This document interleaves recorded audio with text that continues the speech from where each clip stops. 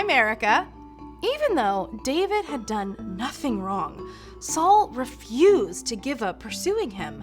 When Saul heard that David was in the desert of En-Gedi, Saul took 3,000 of his best soldiers and led them on the chase. When this guy has a bad idea, he really commits to it, right? When Saul and his men arrived at a place called the Rocky Cliffs of the Wild Goats, Saul needed, let's call it a rest stop. So he went into a cave for a little privacy. But newsflash! This happened to be the very same cave in which David and his friends were hiding.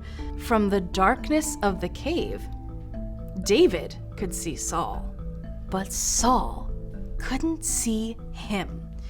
Golden opportunity, bro. He's right there. Huh? But he's still king.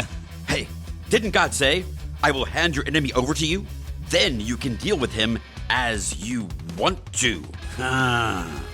Oh, I don't know. Do you want to be hiding in caves the rest of your life? Huh? David had every reason in the world to hate Saul. First, David already knew he was supposed to be the next king. And second, David had served Saul well. He had never done anything to hurt Saul.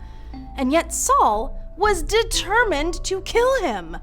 So what would you do if you had the chance to get even with someone who was mean to you?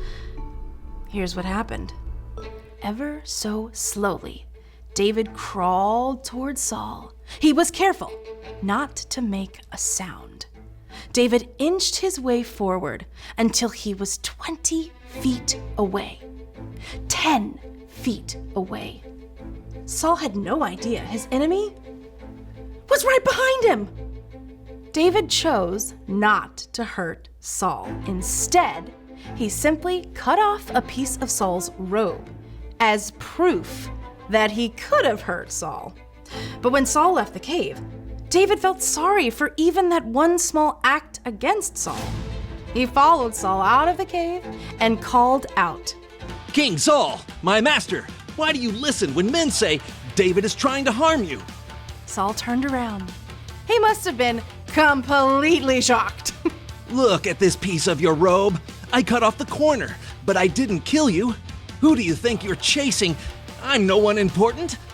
May the Lord be our judge. May he decide between us and stand up for me. Saul realized everything David had said was true. You are a better person than I am. You have treated me well even though I've treated you badly. I know for sure that you will be king, so please promise not to hurt my family. David agreed. Saul returned home, while David and his men went to a safe hiding place.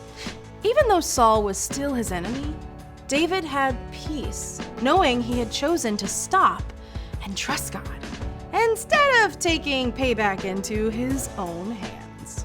The end. Thank you for joining me today as we learn more about God's love for us and the joy we can have because of Him. Be sure to have your family head to our website at crosspointweb.org/family for information on how to sign up for the Parent Q app. The app gives you many different ideas to connect with the story, along with ways to connect as a family. And don't forget to have your family subscribe to Crosspoint's YouTube channel. Be sure to hit that subscribe button too. I look forward to seeing you again soon. Bye-bye.